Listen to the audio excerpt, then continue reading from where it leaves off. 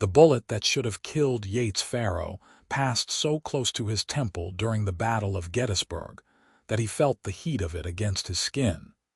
And when he opened his eyes 3 days later in a field hospital, he learned that every man in his unit had died except him. He lost his hearing in his left ear, gained a scar that ran from his eyebrow to his hairline, and when he finally made it back to Virginia 6 months after Appomattox, he found his family's farm burned to ash, his parents dead from fever, and his younger brother buried in a grave marked only by a crooked wooden cross. The war had taken everything from Yates Farrow except his life, and some days he wondered if that had been a mercy or a curse. By 1867, he had drifted west like so many other men with nothing left to lose, taking work where he could find it, never staying anywhere long enough to put down roots. He worked as a ranch hand in Texas, a freight driver in New Mexico, and finally as a cattle driver pushing herds north through territory that still felt wild and untamed. The work suited him because it required his body but not his heart, and his heart had become something cold and distant, a stone in his chest that barely remembered how to feel. He was 26 years old when he rode into Colfax, California in the spring of 1868, his saddlebags nearly empty, his horse tired, and his prospects about as promising as a dry creek bed in August. The town sat in the Sierra Nevada foothills, a place where miners had once flooded during the gold rush, but now existed as a modest community of ranchers, farmers, and people trying to build something permanent out of the chaos that had defined the previous decades. Yates had no intention of staying more than a few days, just long enough to earn some money and move on, but fate had a way of changing a man's plans.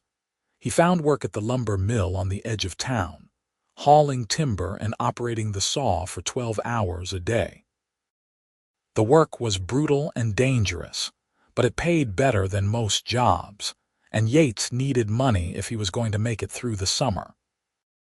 He rented a room above the general store, a cramped space with a narrow bed and a window that looked out onto the main street, and he fell into a routine that required nothing of him except his labor. It was on his 5th day in Colfax that he first saw Sabrina Dalton. She was standing outside the church, a simple white building with a bell tower that had seen better days, and she was arguing with a man twice her size. Yates was walking back from the mill, covered in sawdust and sweat, when he heard her voice cutting through the afternoon air like a knife. "I said no, Mr. Henderson, and I meant it. You can take your offer and leave my property alone." The man, Henderson, was red-faced and clearly angry. "You are being unreasonable, Miss Dalton. That land is worthless to you. You cannot work it alone, and you have no prospects." "I am offering you a fair price." "Fair?" Her laugh was bitter. "You are offering me a quarter of what it is worth, and you know it. I may have lost my family, but I have not lost my mind." Yates slowed his pace, watching the exchange. Sabrina Dalton was tall for a woman, with dark hair pulled back in a practical bun and eyes that flashed with anger and something else he could not quite name. She wore a simple brown dress that had been mended more than once, and her hands were rough and work-worn. She looked like someone who had been fighting for a long time and was tired of it. Henderson took a step closer to her, his voice dropping to a threatening rumble. "You would be wise to accept my generosity, Miss Dalton. A woman alone has no business trying to run a ranch. Accidents happen out there, fires, thieves. It would be a shame if something happened to you." That was when Yates stepped forward. He did not plan it, did not think about it, he just moved. The lady said no. Henderson turned, his eyes narrowing. "This is none of your concern, stranger." "I am making it my concern." Yates met the other man's gaze without flinching. "She gave you her answer. Time for you to move along." For a moment, It looked like Henderson might push the issue, but something in Yates's expression must have warned him off. He was not a large man, but he carried himself like someone who had seen violence and was not afraid of it. Henderson stepped back, his face dark with anger. "This is not over, Miss Dalton. You will regret this." He turned and stalked away, his boots kicking up dust. Sabrina watched him go, then turned to Yates. Up close, he could see that her eyes were green, the color of new grass in spring, and there were shadows beneath them that spoke of sleepless nights and worry. "Thank you, but I did not need your help." "Probably not," Yates agreed. "But he was making threats, and I do not like bullies." She studied him for a long moment, her expression guarded. "You are new in town." "Yates Farrow, I am working at the mill." He touched the brim of his hat. "Just passing through." "Everyone says they are just passing through." She turned to go, then paused. "Sabrina Dalton. And thank you, Mr. Farrow, even if I did not ask for it." She walked away before he could respond, her back straight and her stride determined. Yates watched her go, something stirring in his chest that he had not felt in a long time. He told himself it was nothing, just a moment of chivalry, nothing more. But that night, lying in his narrow bed, he found himself thinking about her green eyes and the way she had faced down a man twice her size without flinching. The next morning, he asked about her at the mill. The foreman, a grizzled man named Pete, was happy to share the story. Sabrina Dalton. Sad case, that one. Her father owned a small ranch about 5 miles outside of town, nothing fancy but decent land. He died in a riding accident about 2 years back, right after the war ended. Then her mother took sick last winter and passed. Sabrina has been trying to run the place herself ever since, but it is too much for one person. She has been selling off cattle, piece by piece, just to keep going. Henderson has been after her land for months. He wants to expand his operation, and her property borders his. She has no other family. Brother died at Shiloh. She is all alone out there. Pete shook his head. Stubborn as they come, though, will not accept help from anyone, will not sell, will not give up. Do not know how much longer she can hold out. Yates thought about that all day as he worked. He thought about being alone, about trying to hold on to something when everything else had been taken away. He understood that feeling better than most. When his shift ended, he did not go back to his room. Instead, he saddled his horse and rode out of town, following the directions Pete had given him. The Dalton ranch was small, just as Pete had said. The house was a simple wooden structure that needed paint. The barn was listing slightly to one side, and the fences were in bad repair. But the land itself was beautiful, rolling hills covered in golden grass with mountains rising in the distance. He could see why Henderson wanted it. Sabrina was in the corral, working with a young horse. She looked up as he approached, surprise crossing her face. "Mr. Farrow." "What are you doing here?" "Came to offer my help." He dismounted, keeping his distance. "I heard about your situation." Her expression hardened. "I do not need charity." "Not offering charity, offering work. You need help with this place, and I need a better job than the mill. We could help each other. I cannot pay you. I do not need much. Room and board and whatever you can spare when you sell cattle." He gestured at the ranch. "This place has good bones. With some work it could be profitable again." She crossed her arms, studying him with those green eyes. "Why would you do this? You do not know me." "I know what it is like to lose everything." The words came out before he could stop them. "I know what it is like to try to hold onto the last piece of something that matters, and I know you cannot do it alone."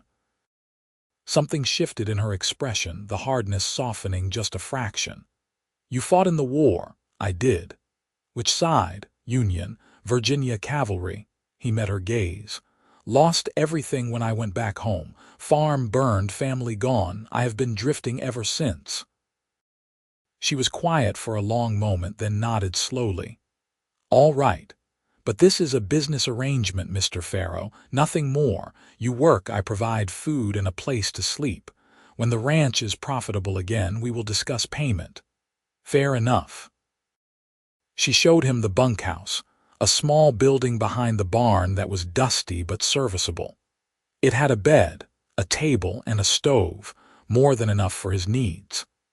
That evening she fed him dinner in the main house, a simple meal of beans and cornbread, and they talked about what needed to be done. The list was long. Fences to repair, cattle to round up and brand, the barn to fix, equipment to mend. It would take months of hard work, maybe longer. But Yates had time, and he had finally found something worth working for. The first few weeks were difficult. Sabrina was prickly and defensive, clearly unused to accepting help, and she watched him with wary eyes as if expecting him to demand something in return. But Yates kept his head down and worked, rising before dawn and falling into bed long after dark. He repaired fences, rounded up stray cattle, and fixed the barn roof. Slowly, grudgingly, he saw her begin to trust him. They fell into a routine. Sabrina would make breakfast before sunrise, and they would eat together in silence, then head out to work. She was tougher than most men he had known, able to rope and brand cattle, mend fences, and handle a horse with skill. She never complained, never asked for help she did not need, and never showed weakness. But sometimes, when she thought he was not looking, he would see the exhaustion in her face, the weight of carrying everything alone. One evening in early summer, they were sitting on the porch after dinner, watching the sun set over the mountains. It had become a habit, these quiet moments at the end of the day when the work was done and the world felt peaceful. "You never talk about the war," Sabrina said suddenly. Yates was quiet for a moment. "Not much to say. I fought, I survived, I came home to nothing." "What happened to your family?" "Parents died of fever while I was gone. Brother died at Gettysburg, same battle where I got this." He touched the scar on his temple. "Farm was burned by raiders, nothing left to go back to. I am sorry." Her voice was soft. "I lost my brother at Shiloh, Robert. He was 19, so full of life and hope. He believed in the cause, believed he was fighting for something important. We got a letter 6 months later saying he had died. My father never recovered from it. I think that is what really killed him, not the riding accident. He just gave up." "And your mother?" She held on as long as she could, but losing both of them broke something in her. She stopped eating, stopped taking care of herself. By the time winter came, she was too weak to fight the fever. Sabrina's hands twisted in her lap. "I tried everything, but it was not enough." "Nothing was enough. It was not your fault, I know, but knowing it and feeling it are different things." She looked at him, her eyes bright with unshed tears. "Do you ever wonder why we survived when so many others did not, every day?" He held her gaze. "But I think maybe we survived because we still have something to do, something to build." She nodded slowly, then looked back at the sunset. They sat in silence after that, but it felt different somehow, less lonely. As the weeks turned into months, Yates found himself looking forward to these evening conversations. Sabrina began to open up more, sharing stories about her childhood, her brother, her dreams for the ranch. She was smart and funny when she let her guard down, with a sharp wit that caught him off guard and made him laugh in a way he had not laughed in years. He told her about growing up in Virginia, about learning to ride before he could walk, about the farm that had been in his family for 3 generations. He told her about the war, though not everything, never everything. Some things were too dark to share. But he told her enough that she understood where he had been and what he had seen. One afternoon in late July, Henderson showed up again. Yates was working on the barn when he saw the man ride up, accompanied by 3 hired hands. His instincts immediately went on alert. Sabrina came out of the house, her face set and determined. "Mr. Henderson, you are not welcome here. I am making one final offer, Miss Dalton. $500 for your land. That is more than generous considering the state of this place." The answer is still no. Henderson's expression darkened. "You are making a mistake. My patience has limits." That was when Yates stepped forward, a hammer still in his hand. "She gave you her answer. Time for you to leave." One of Henderson's men, a rough-looking character with a scar across his cheek, moved his hand toward his gun. "Maybe we should teach this drifter some manners, boss. I would not recommend it." Yates's voice was calm, but there was steel beneath it. "I have killed men for less, and I am not in the mood for trouble today." The tension stretched tight as a wire. Henderson looked between Yates and Sabrina, clearly calculating his options. Finally, he jerked his head toward his men. "Let us go. But mark my words, Miss Dalton, you will regret this. No one defies me in this county." They rode off in a cloud of dust. Sabrina let out a breath she had been holding. "He will not give up. No, he will not." Yates set down the hammer. "Men like that never do. We need to be careful." That night, Yates moved his bedroll into the barn where he could keep watch. He did not tell Sabrina what he was doing, but she was smart enough to figure it out. The next morning, she brought him coffee while he was mucking out stalls. "You do not have to do this," she said. "This is not your fight." "Yes, it is." He accepted the coffee, their fingers brushing for just a moment. The touch sent a spark through him that he tried to ignore. "I made a commitment when I came here. I do not break my commitments." She looked at him for a long moment, something shifting in her expression. "You are a good man, Yates Farrow. I am just a man." But her words warmed something inside him that had been cold for too long. August brought heat and hard work. They rounded up the last of the scattered cattle and branded them, repaired the irrigation system that fed the pastures, and sold a dozen head at market for a good price. The ranch was starting to look like a real operation again, and Sabrina's face had lost some of its haunted look. She smiled more often now, and sometimes Yates would catch her singing while she worked. He tried not to think about how beautiful she was when she smiled, tried not to notice the way her hair caught the sunlight, or the sound of her laugh, or the feeling he got in his chest when she looked at him. He had not come here looking for this, had not wanted to feel anything ever again. But Sabrina Dalton was breaking down the walls he had built around his heart with every passing day. One evening in early September, they were sitting on the porch as usual when a sudden rainstorm blew in from the mountains. The rain came down in sheets, soaking the dry earth and filling the air with the smell of wet sage. They ran for cover, laughing like children, and ended up pressed together in the doorway, both of them drenched. Sabrina looked up at him, her face wet with rain, her eyes bright. For a moment, neither of them moved. Yates could feel his heart pounding in his chest, could see the rapid rise and fall of her breathing.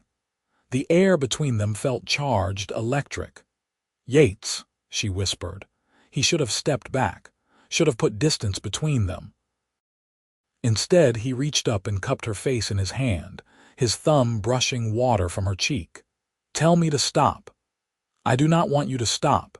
He kissed her then, soft and careful, afraid she might break or disappear. But she kissed him back with a fierceness that took his breath away, her hands fisting in his wet shirt, pulling him closer. The kiss deepened, became something desperate and hungry, years of loneliness and loss pouring out between them. When they finally broke apart, both of them were breathless. Yates rested his forehead against hers. "I did not mean for this to happen." "Neither did I." Her voice shook. "But I am glad it did." They stood there in the doorway, holding each other as the rain poured down around them, and for the first time since the war, Yates felt like he had come home. After that night, everything changed.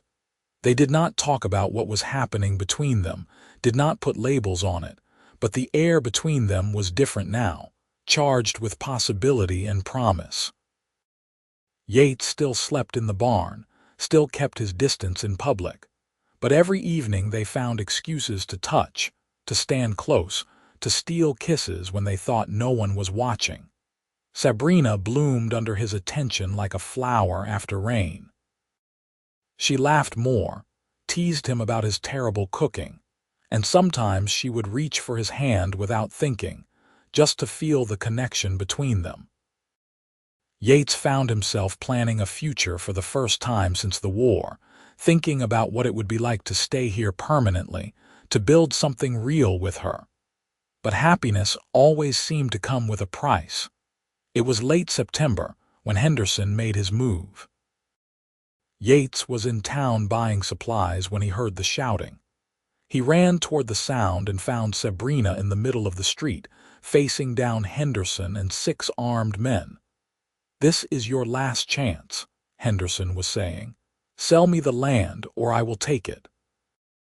You have no legal right to my property." Sabrina's voice was steady, but Yates could see her hands shaking. "Legal right," Henderson laughed. "Out here I am the law. The sheriff works for me, the judge owes me favors. You have no one to protect you, little girl."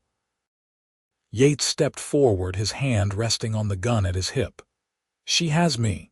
Henderson's eyes narrowed. "The drifter. I should have dealt with you weeks ago. Probably." Yates kept his voice calm. "But you did not, and now you have a problem, because I am not going to let you take her land."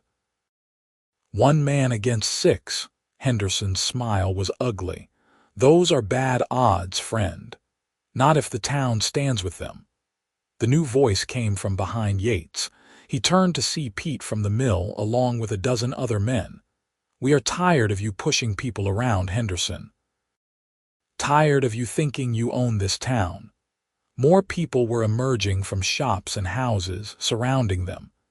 Yates saw the general store owner, the blacksmith, the minister from the church. They might not have been fighters, but they were angry, and there were enough of them to make Henderson think twice. The tension held for a long moment. Then Henderson spat in the dust. "This is not over." "Yes, it is." The sheriff pushed through the crowd, his face grim. "I've been looking the other way for too long, Henderson, but threatening a woman in broad daylight crosses a line. You and your men need to leave town. Now. You work for me, Sheriff. Not anymore." The sheriff's hand rested on his gun. "I suggest you ride out while you still can." Henderson looked around at the hostile faces, calculating his options. Finally, he jerked his head at his men. "Let us go, but mark my words, all of you will regret this." They mounted up and rode out of town at a gallop. The crowd began to disperse, people patting Yates and Sabrina on the back, offering support and congratulations. But Yates kept his eyes on the horizon, watching Henderson's dust trail. "He will not give up," he said quietly. "I know." Sabrina took his hand, not caring who saw. "But we will be ready." They rode back to the ranch together, both of them tense and watchful. That night, Yates set up a watch rotation with some of the men from town who had offered to help. If Henderson tried anything, they would be ready. But days passed, then weeks, and nothing happened. Harvest season came, and they brought in their first real profit from the ranch. Sabrina paid Yates his wages, but he refused to take them. "Put it back into the ranch," he said. "We need to buy more cattle for spring."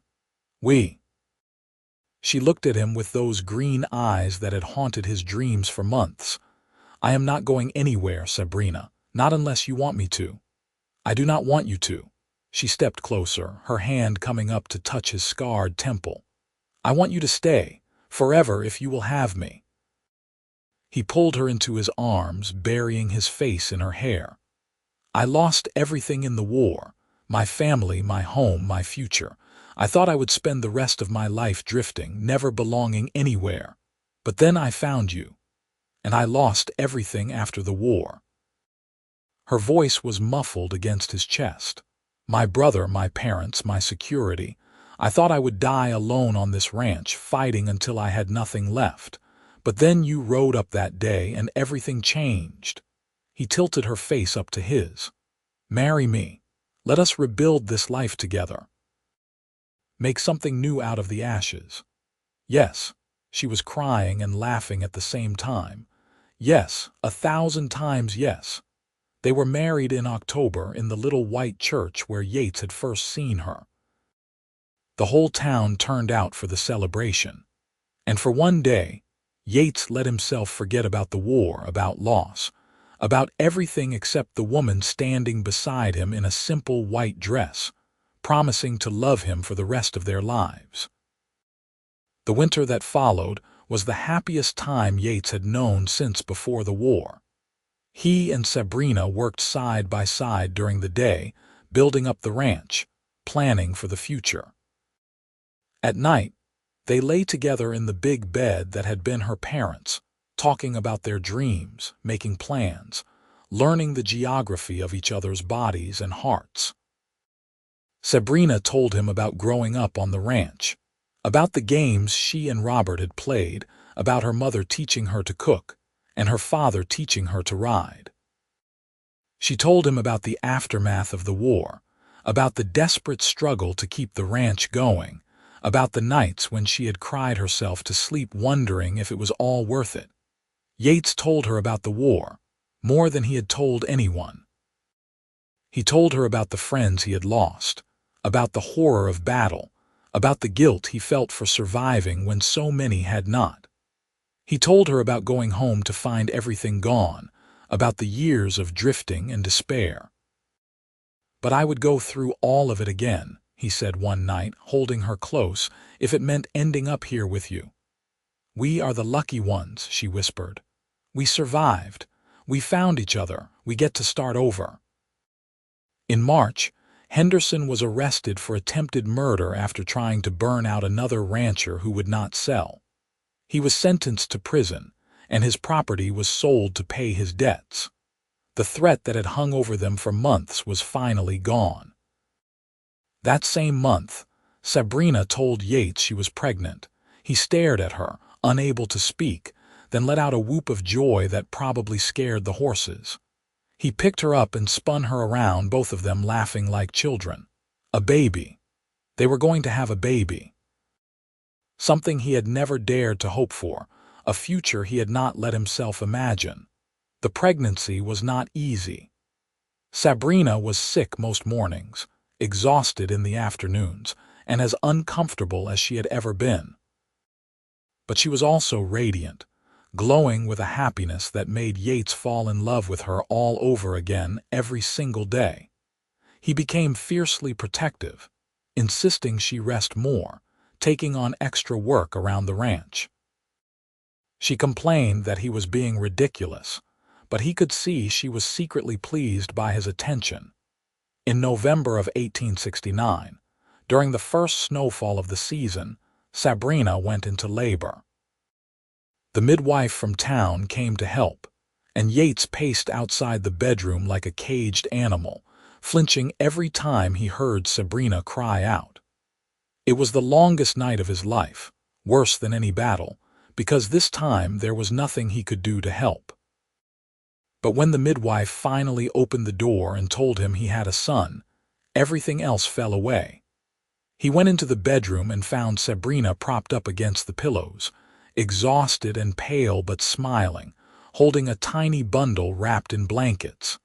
"Meet your son," she said softly. Yates approached carefully, as if the baby might break, and looked down at the small red face, the tiny hands, the eyes that were trying so hard to focus on the world. Something cracked open in his chest, something that had been frozen since the war, and he felt tears streaming down his face. "He is perfect," he managed to say. "He has your nose." Sabrina's voice was thick with emotion. "What should we name him?" Yates thought for a moment. "Robert, after your brother, so his memory lives on." She sobbed then, pulling him down into an embrace that included their son, this new life they had created together. Robert Farrow, it is perfect. The years that followed were filled with hard work and simple joys. The ranch prospered under their joint management, growing from a struggling operation to one of the most successful in the county. They bought more land, hired hands to help with the work, and built a new barn to replace the listing old one.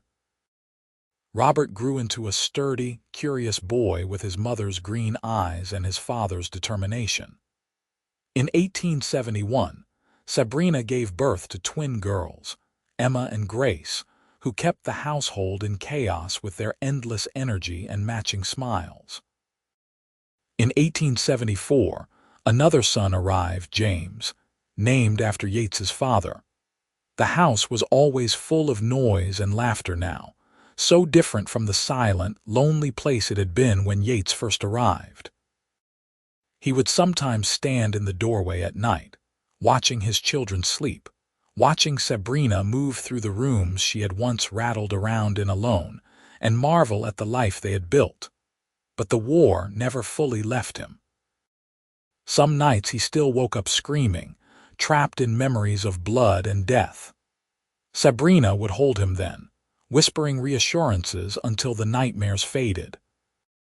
She understood the darkness in him because she carried her own, the weight of those years after the war when she had been so alone, fighting so hard just to survive. They healed each other, slowly, piece by piece, building something stronger than either of them could have built alone. One evening in the spring of 1876, Yates sat on the porch watching his children play in the yard.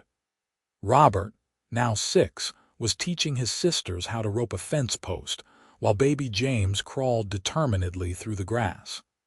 Sabrina came out and sat beside him, her hand finding his automatically. "What are you thinking about?" she asked. "How lucky I am." He turned to look at her. She was 30 now, with lines around her eyes from squinting in the sun and gray streaking through her dark hair. She had never looked more beautiful to him. "8 years ago, I rode into town with nothing but a horse and a bad attitude. Now look at us. We did this together." She squeezed his hand. "You saved me, you know, not just from Henderson, but from giving up. I was so close to the edge when you arrived. Another few months and I would have lost everything. You saved me too. I was already lost. I had been lost since the war ended.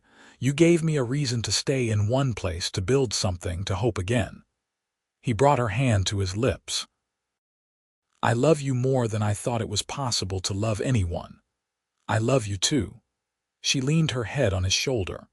"Sometimes I think about those dark days after the war, when I thought I would never be happy again. And then I think about everything we have now, and I realize that maybe we had to go through all that pain to appreciate this, to understand how precious it is. Maybe."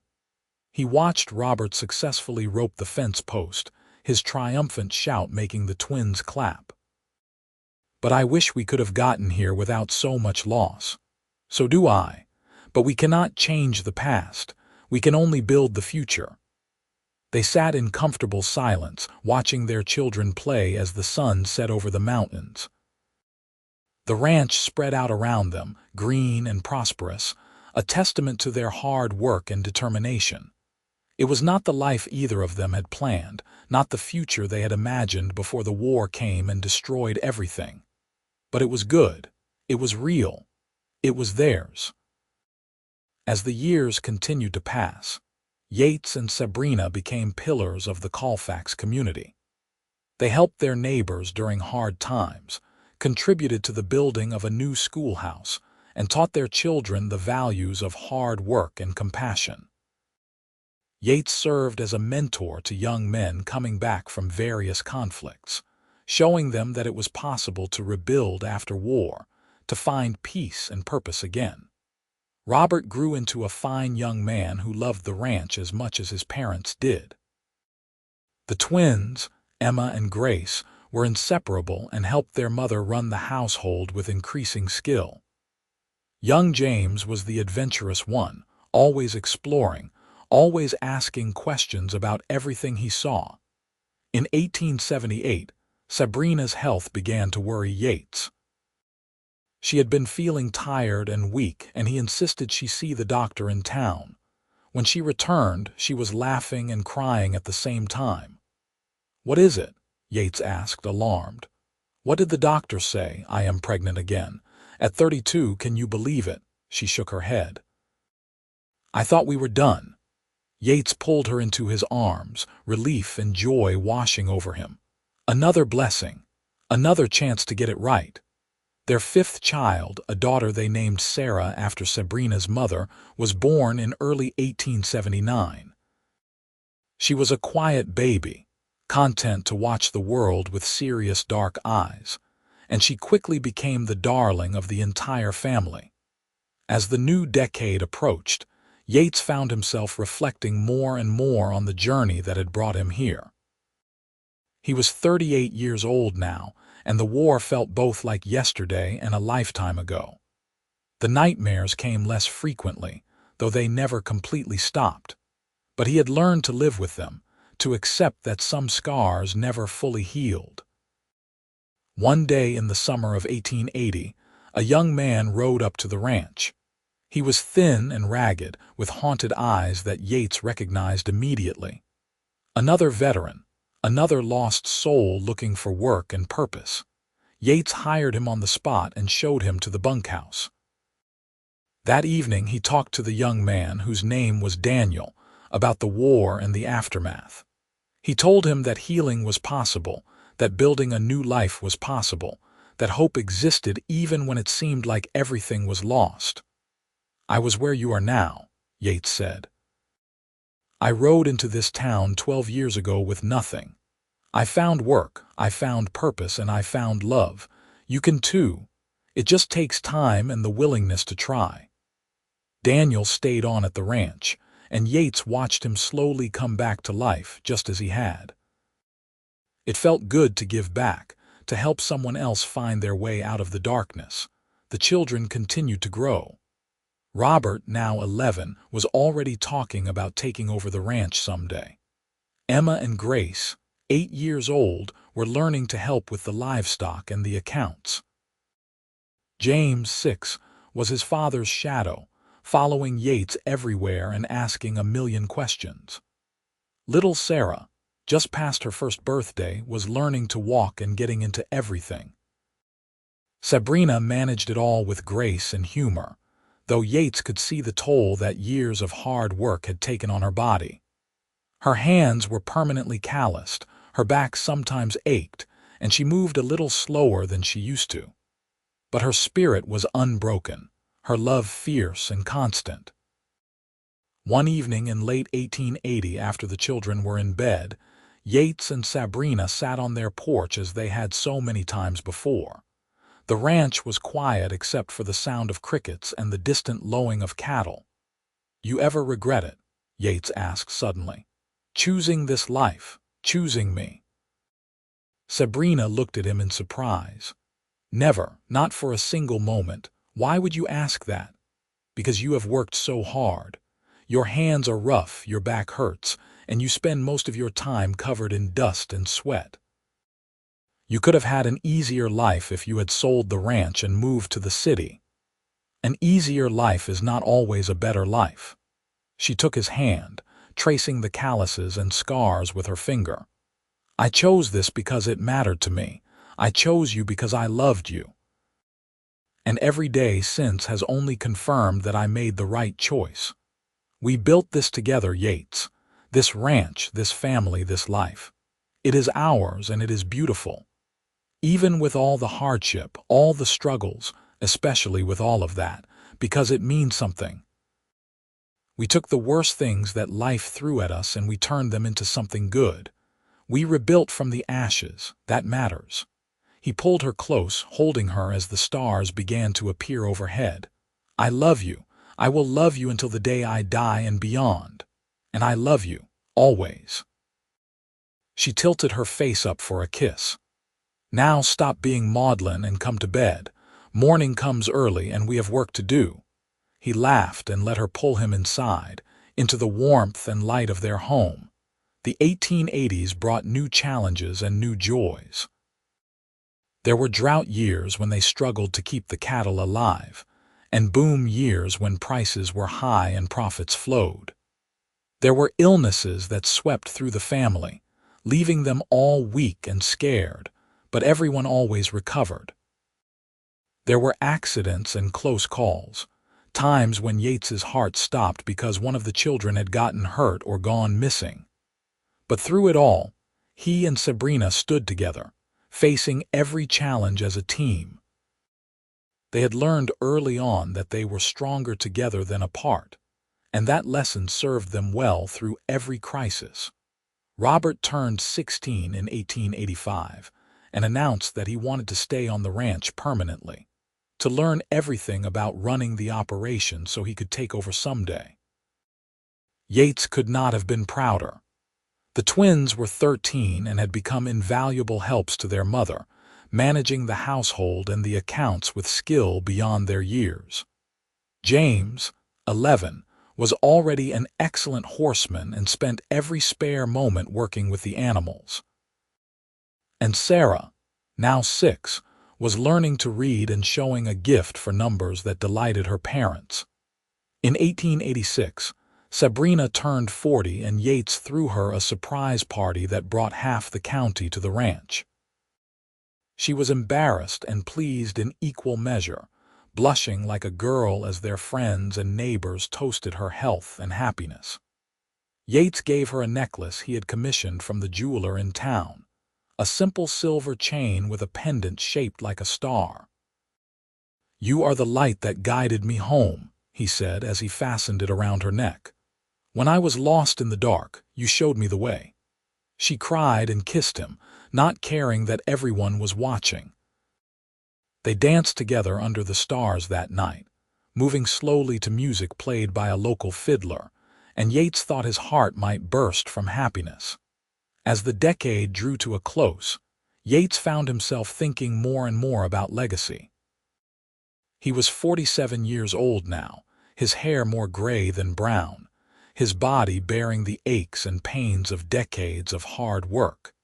He had survived the war, survived the loss of everything he had known, and built a new life from nothing. What would he leave behind when he was gone?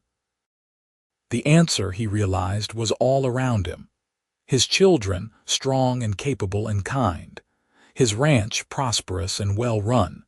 His marriage, a partnership built on love and trust and mutual respect. And the example he had set, showing others that it was possible to overcome even the worst tragedies and build something beautiful. One spring morning in 1890, Yates woke before dawn and slipped out of bed, careful not to wake Sabrina. He walked out to the porch and watched the sun rise over the mountains, painting the sky in shades of gold and pink. 22 years since he had first ridden into Colfax with nothing but a horse and a broken heart. 22 years of hard work and love and building.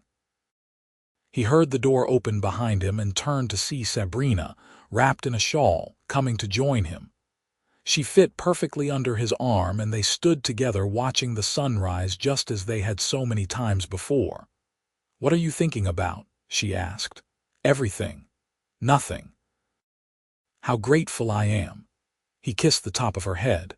"I was just remembering the man I was when I came here, so angry and lost and broken, and then I look at who I am now and I barely recognize myself." "You are not so different," she smiled up at him. "You were always strong and good and capable. You just needed someone to remind you of that. You did more than remind me. You made me believe I deserved a second chance. You gave me a reason to live instead of just survive. We gave each other that." She turned in his arms to face him fully. "I would have died on this ranch, Yates. Alone and bitter and defeated. But you came and you stayed and you loved me. You showed me that the war did not have to define us forever, that we could choose to build something new. And we did." He looked out at the ranch, at the sturdy buildings and healthy cattle and fields ready for planting. "We really did." Robert came out then, already dressed for work, and Yates felt a swell of pride looking at his son. Tall and strong at 21, responsible and hardworking, ready to carry on the legacy they had built. The twins followed, now 18 and preparing to attend a women's college in Sacramento in the fall. James, 16, was planning to start working as a ranch hand for a neighboring spread to gain more experience. Even Sarah, 11 now, was showing an interest in the business side of ranching. They all worked together that day, moving cattle to fresh pasture, repairing winter damage to the fences, preparing for the season ahead. It was hard physical labor, but Yates loved it. Loved working alongside his family, loved seeing the results of their efforts, loved knowing that every drop of sweat was building toward a secure future. That evening, the whole family gathered around the dinner table, and Yates looked at each of their faces in turn. Sabrina, still beautiful after all these years, her green eyes bright with intelligence and humor. Robert, solid and dependable.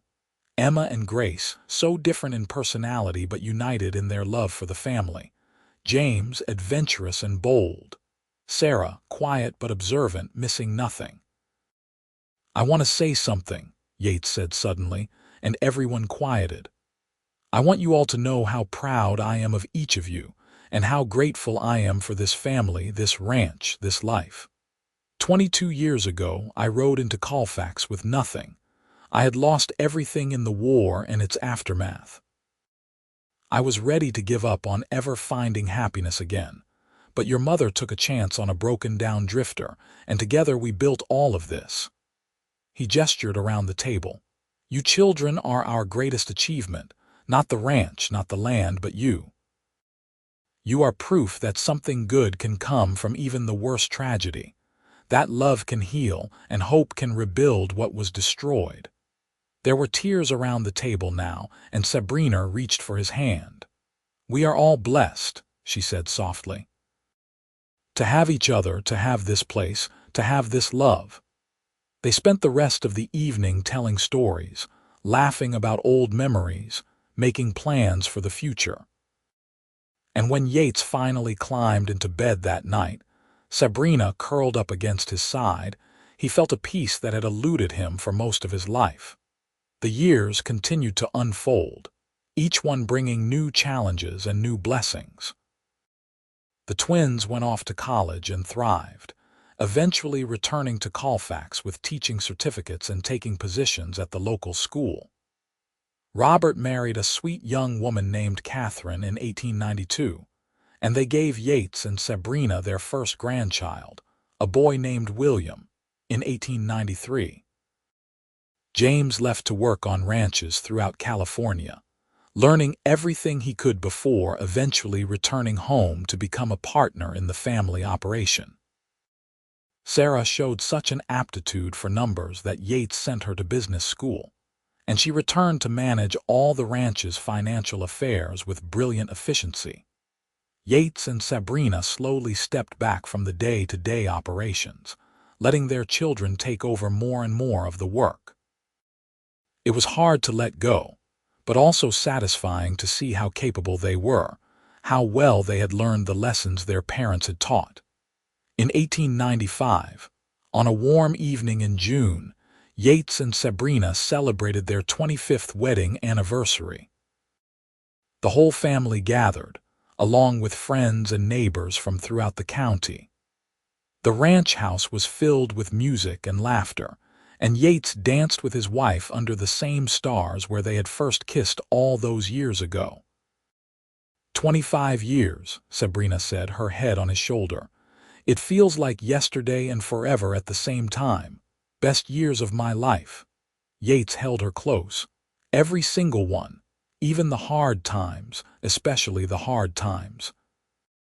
Because we got through them together and they made us stronger." She pulled back to look at him, her eyes shining. "I would choose you again, you know. If I could go back to that day when you stepped forward to defend me against Henderson, knowing everything that would come after, I would still choose you. Every time. And I would choose you. He kissed her gently, forever and always. As they moved through their 50s and into their 60s, Yates and Sabrina settled into a comfortable rhythm. They still worked around the ranch, but at a gentler pace, leaving the heavy labor to their children and the hired hands. They spent more time together, taking long rides through the property they had worked so hard to build, sitting on the porch in the evenings, traveling occasionally to visit friends or see new places. The nightmares about the war never fully stopped, but they came less often now, muted by time and healing and love. Sabrina still sometimes woke in the night crying, mourning the family she had lost, but Yates was always there to hold her until the grief passed. They grew old together, their bodies wearing down but their love as strong as ever. Yates's hair went completely white, his back developed a permanent stoop from decades of hard work, and his hearing in the bad ear finally gave out completely. Sabrina's hands became gnarled with arthritis, her vision weakened, and she moved more slowly than she once had. But they were together, and that was what mattered. More grandchildren arrived as the years passed. Robert and Catherine had 3 more children. The twins each married and started families. James found a wife who could match his adventurous spirit. And even Sarah eventually married a schoolteacher and gave birth to twins. The ranch house was constantly full of children's laughter, 3 generations living and working together in harmony. In the spring of 1900, as the new century dawned, Yates turned 60. He stood on the porch of the ranch house, looking out at the land he and Sabrina had saved and built into something prosperous. His children and grandchildren were scattered across the property, working, playing, living full and happy lives. Sabrina came to stand beside him, her hand finding his with the automatic ease of decades of practice. She was 54 now, her hair completely gray, her face lined with years of sun and wind and laughter. She had never looked more beautiful to him. "We did it," he said quietly. "We actually did it. What did we do? Survived, rebuilt, created something that will last long after we are gone." He gestured at the scene before them. "When I rode into Colfax in 1868, I thought my life was over. I thought I would never be happy again, never belong anywhere, but I was wrong. We built this together, from nothing. We took the worst things that life threw at us and we turned them into something beautiful. We did." She squeezed his hand. "And I would not change a single moment of it, not the struggle, not the fear, not the hard times. Because all of it led us here, to this moment, to this life." They stood in silence for a while, watching their family. Robert was teaching young William how to throw a rope, just as Yates had taught Robert all those years ago. The twins' children were playing some complicated game involving much running and shrieking. James's oldest son was helping repair a fence while his father supervised. Sarah was on the porch with her husband and babies, reading aloud from a book. "Do you ever think about what would have happened if I had not stopped to help you that day?" Yates asked suddenly. "If I had just kept walking all the time?" Sabrina looked up at him. "I think about how close I came to losing everything. How Henderson would have driven me off the land, how I would have ended up alone and broken in some city somewhere. But then you came and everything changed. You saved me, Yates, in every way that matters. You saved me too. I was dead inside, just going through the motions. You brought me back to life. We saved each other," she smiled. "That is what love does. It heals the broken places and makes us whole again." That night, lying in bed with Sabrina sleeping peacefully beside him, Yates thought about the long journey that had brought him to this moment. He thought about the war, about the young man he had been who rode off to fight for something he believed in, about the battles and the death and the horror that had changed him forever, about coming home to find everything gone, his family dead, his farm destroyed. He thought about the years of drifting, working whatever jobs he could find, never staying anywhere long enough to form attachments. About riding into Colfax with no plans and no hope, just looking for enough money to keep moving. And he thought about seeing Sabrina for the first time, standing up to Henderson with fierce determination despite having lost so much herself. About the decision to offer his help, to stay when everything in him wanted to keep running. About falling in love so slowly he had not even realized it was happening until he could not imagine his life without her. Every choice, every moment, had led him here. To this bed, this woman, this family, this life. And he was grateful for all of it, even the pain, because the pain had taught him to appreciate the joy. The next few years passed peacefully. Yates and Sabrina celebrated their 35th wedding anniversary in 1905, surrounded by their children and grandchildren and great-grandchildren. The family had grown so large that they had to hold the celebration outside, with tables stretching across the yard and enough food to feed half the county.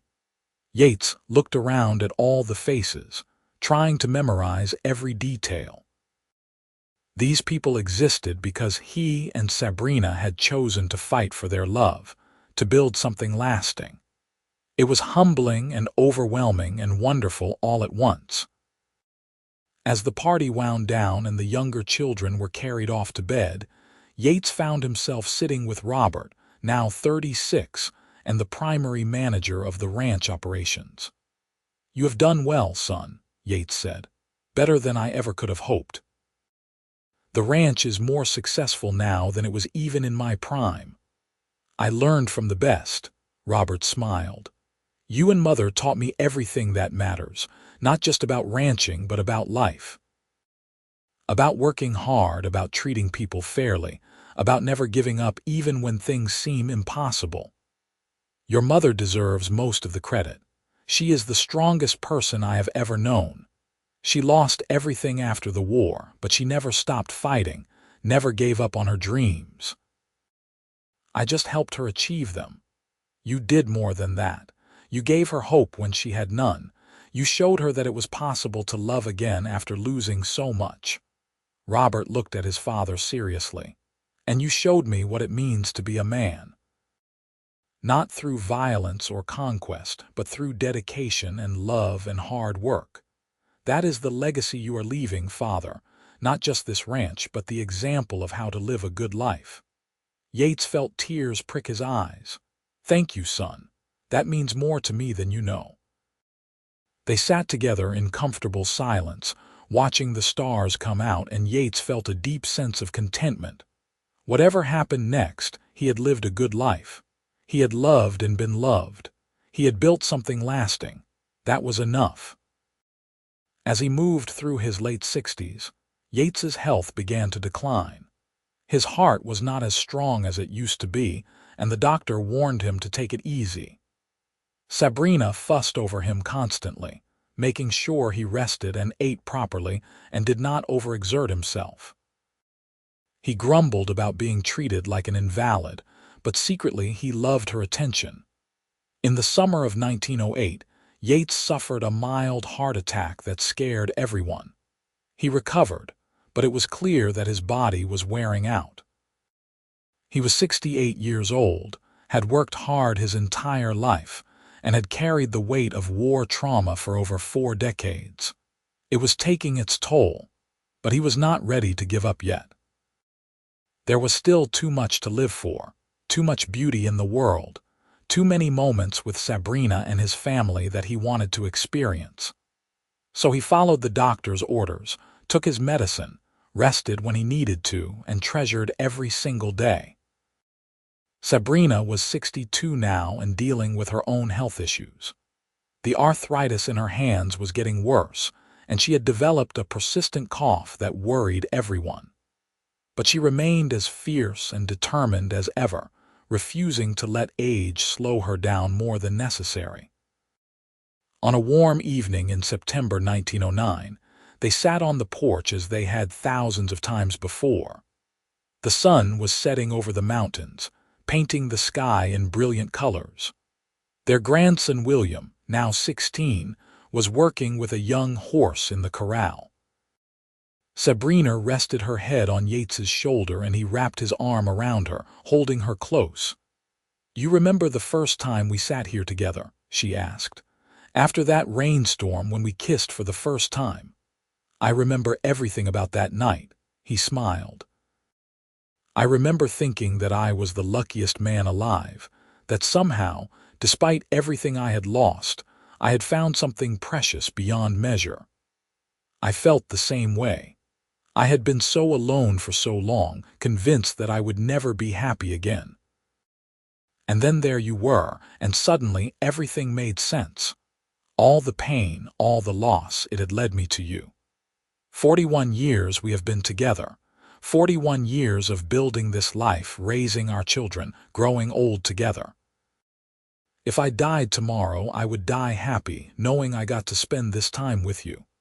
Do not talk about dying." She swatted his arm gently. "We have years left yet. Grandchildren to watch grow up, great-grandchildren to meet. I am not done with you yet, Yates Farrow." He laughed and kissed her forehead. "Yes, madam, whatever you say." They sat in comfortable silence as the stars began to appear, holding each other close, grateful for every moment they had been given. The ranch was quiet around them, peaceful and prosperous, a testament to their love and determination. Inside the house, 3 generations of their family were going about their evening routines, secure in the knowledge that they belonged, that they were loved, that they had a place in the world. This was what they had built, not just a ranch, not just a business, but a legacy of love that would continue long after they were gone. They had lost everything in the war and its aftermath, had faced darkness and despair and desperate times, but they had not given up. They had found each other, and together they had rebuilt a life worth living. As the years continued to pass, Yates and Sabrina remained deeply devoted to each other. They moved slower now, their bodies betraying them more and more, but their love never wavered. They held hands whenever they walked, kissed each other good night every evening, and said, "I love you," multiple times a day, never taking a single moment for granted. In 1911, they celebrated their 42nd wedding anniversary quietly, just the two of them and their immediate family. Yates was 71 now, his body frail but his mind still sharp. Sabrina was 65, fighting the arthritis and cough that had become constant companions.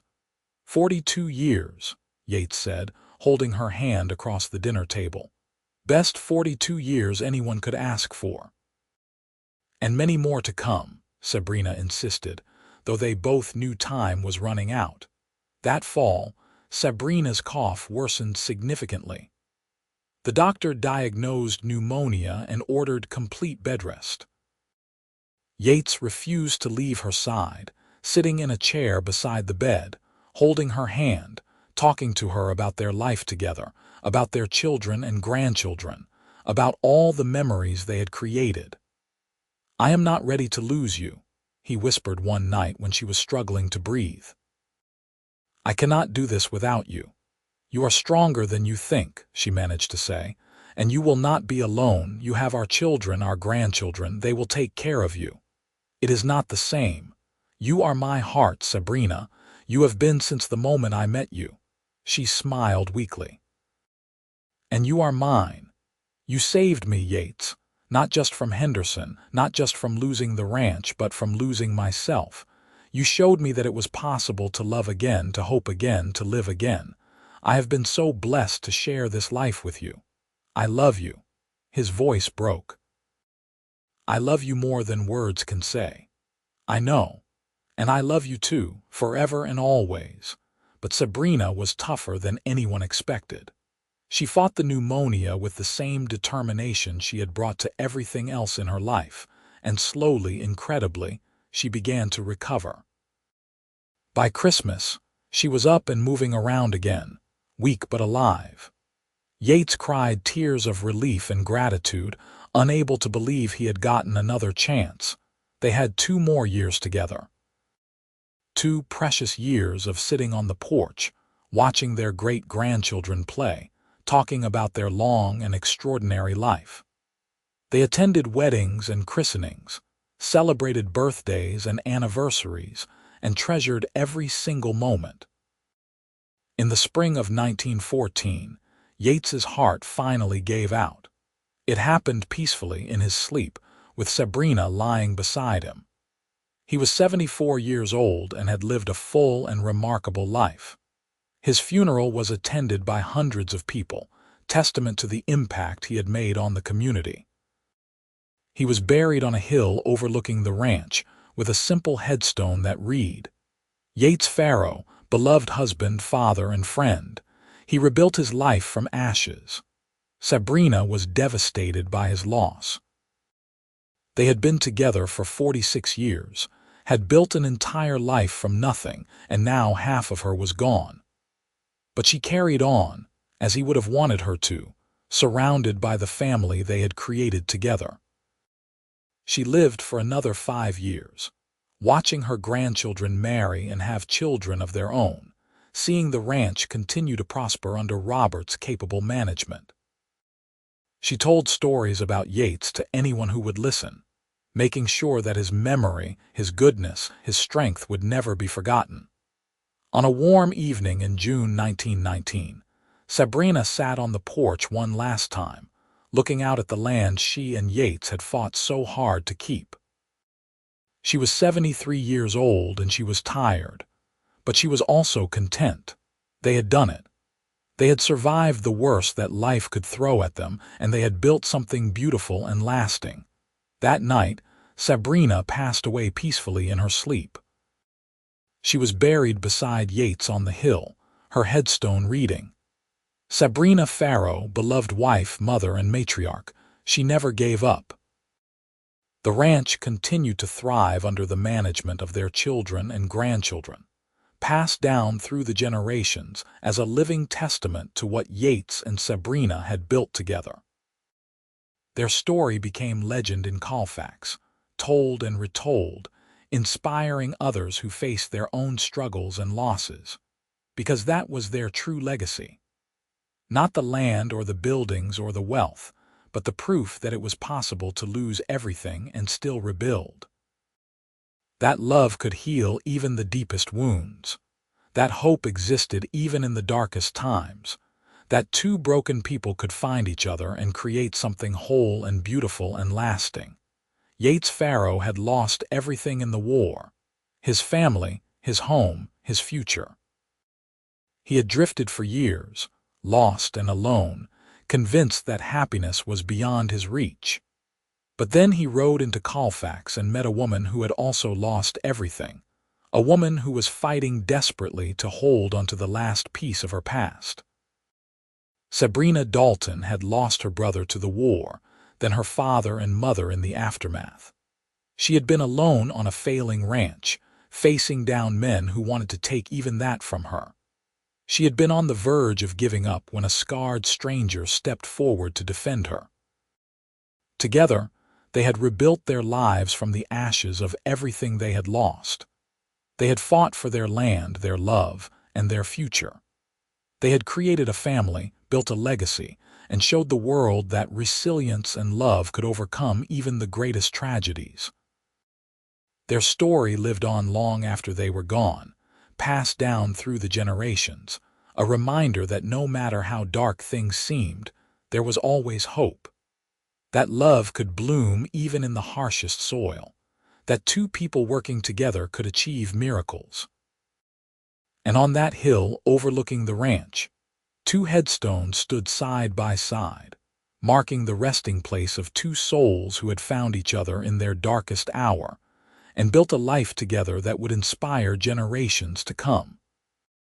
The ranch they had saved continued to prosper, filled with the laughter of their descendants, a living monument to their love and determination. In the end, they had won. Not because they had avoided pain or loss, but because they had faced it together and refused to let it defeat them. They had taken the broken pieces of their lives and forged them into something stronger, something beautiful, something eternal. That was the story of Yates and Sabrina Farrow. Two people who lost everything but found each other, and together rebuilt a life worth living. A love story for the ages, set against the backdrop of the Wild West, proving that even in the harshest landscape, even after the worst tragedies, love could not only survive but thrive, creating legacies that would last forever.